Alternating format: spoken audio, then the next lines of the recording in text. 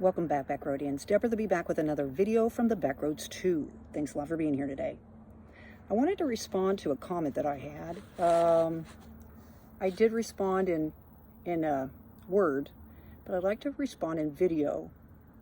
If you're contemplating doing something like this, I've been doing this for a little while now. We're talking years, off and on. And it derives from, well, a bad situation, okay? And I think that that's what a lot of people, especially women, are trying to get out of, right? You might have someone there telling you that you're not strong enough.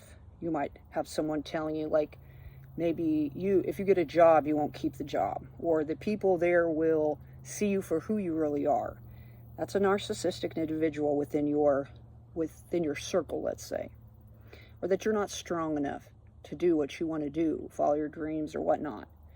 You know, my dreams, I don't know. I got a lot of dreams, y'all. I got a lot of skills to pay the bills, let's say, but I don't necessarily know if that's really what I'm pursuing. Right now I'm pursuing healing, kind of resetting and reestablishing.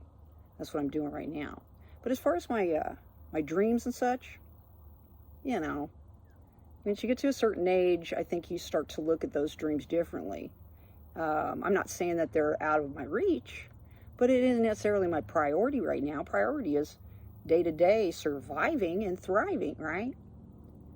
But if you're interested in doing this, I want to let you know that this situation with those camp hosts, that's the very first time anything like that's ever happened to me.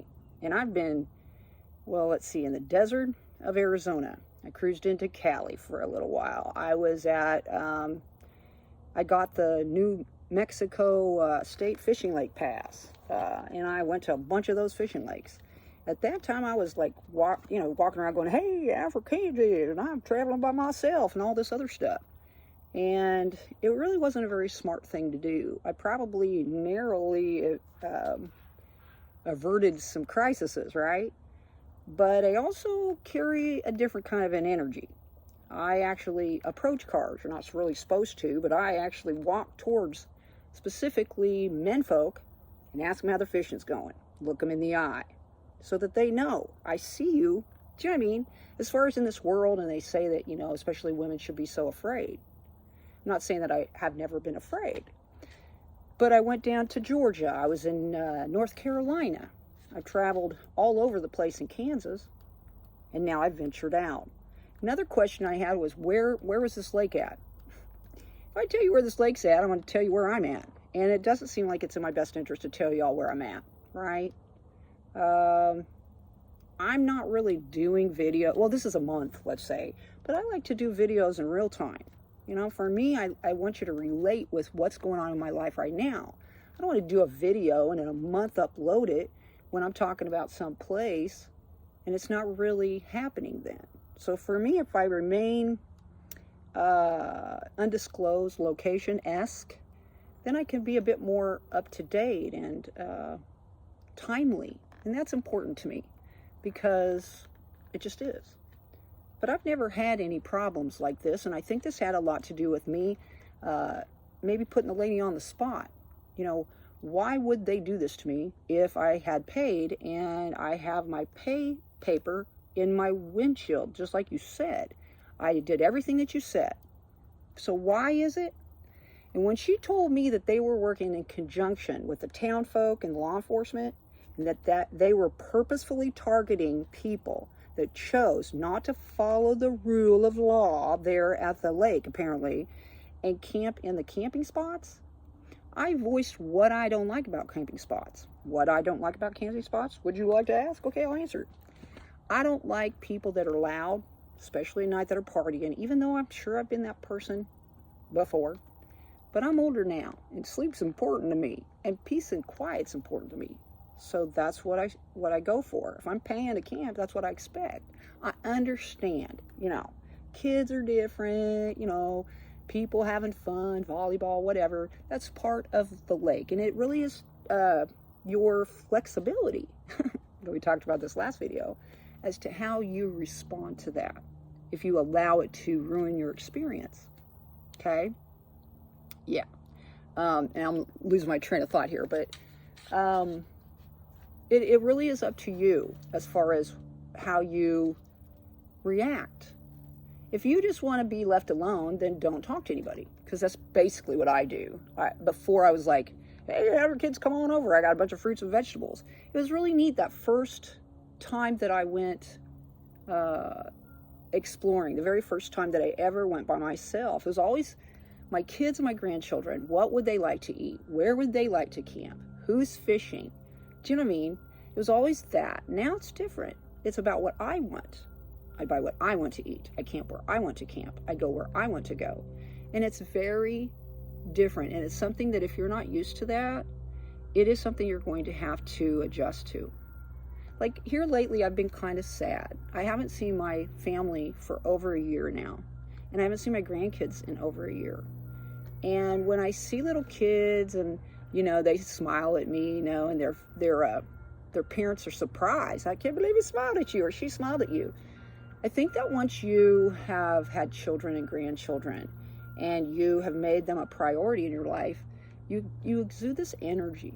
And it's something I think that, well, maybe mentally I, you know, relate to children a little bit more than adults perhaps, but it always makes me feel good to see a little kid smile, you know, especially if they're having a rough time. And I've seen some that had a rough time here lately too, which cracks me up. But anyway, I've not had any problems at all the whole time that I've been rolling. And I'm rolling in a big city right now. And there have been a lot of people that have been concerned about me. But I think the way that I carry myself, I just have, I don't think it's bravery. I just believe that, well, it could be an approachability too, because I was camping back in Kansas and this guy came up to me and he told me, I just want you to know you're one of the most unapproachable people I've ever met in my life. And I was like, good. Because he started to talk about his friends and how they go into the bars and they look at women and they choose women as like conquests or whatever. Just to be a conquest, and that's it. Honey, I don't got that time. And don't waste mine. You know what I mean? I don't need that in my life. And that's why I'm alone. You know, that's why I'm, for once in my life, doing me. I guess, and I don't think that in a bad way, but I'm just saying I'm doing what I need to do for me, for my life. And maybe this isn't a life that everyone would see was great. Maybe this wouldn't be something that someone would say was smart. And maybe the fact that I'm in this position, let's say, is my own doing, and I should have done things differently. And I would say that I would agree. But you do make lemonade out of lemons, do you know what I mean? And you have to live in the moment and find little things to make you happy. And that's what I do. And I've never been a real materialistic person. I've never been into jewelry. I did find these though. I found these in the car. These are my necklaces that I wore before, but they got lost in the car and I just found them yesterday. So I'm very excited about that. I always feel like when I wear these that I think about what I say and what those words relate in this world. So I'm hoping that my words today relate to you. That I've been doing this for a number of years now, and I have never ever had any issues like this. I don't believe that I caused this other than me putting someone on a spot and asking them why something happened. And their reaction was very negative and they didn't like it, and I understand that. I also think that she understands my strength in not freaking out when they freaked out on me. And I'm very proud of myself for that, because in times past, that wouldn't have been the case. And some of my friends told me they would have taken a charge. Older women, like biker chick friends and stuff like that. But they understood when I explained what happened to them. But anyway, I thought I'd tell you this. A lot of people are doing this. Look around. You'll see it. And there's nothing wrong with it. You're not being a burden on society, and you're taking control of your life. If you need to do this, have faith in yourself. Get out there and spread those little pieces of peace. My name is Deborah the Bee. Thanks a lot for coming by. We'll see y'all on down the road. Bye-bye.